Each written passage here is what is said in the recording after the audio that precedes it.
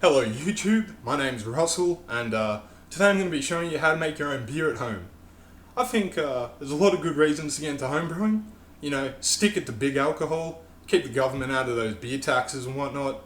And personally, it's a lot of fun, it's a good excuse to get the boys around, and I think it's a perfectly reasonable hobby for a married man to get into. Although I am divorced myself, and my wife blames homebrewing as a direct cause of the problem, I don't really think that's the root, the root of the issue. So let's get into it.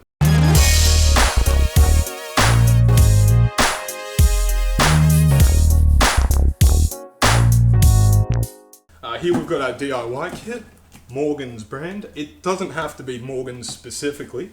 Any DIY kit I'm sure will be fine. You can pick it up from any wholesale shop such as Bunnings or not Masters. They've gone out of business actually. Never really liked them anyway. I've always been a Bunnings man. They got the best prices and whatnot.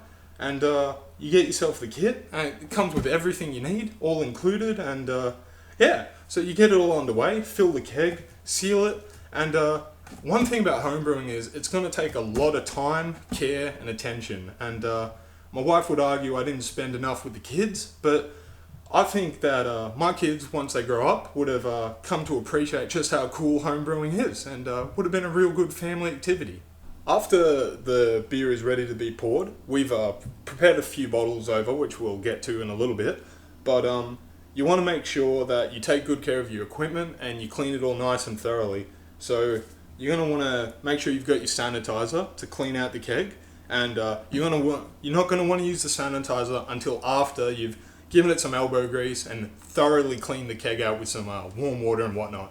I got a mate, he didn't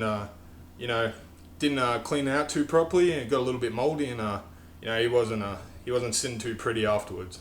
So over here we've got the pre-bottled ales, and some people I think go a little bit overboard. I think they're fine. I've always left them out on the counter.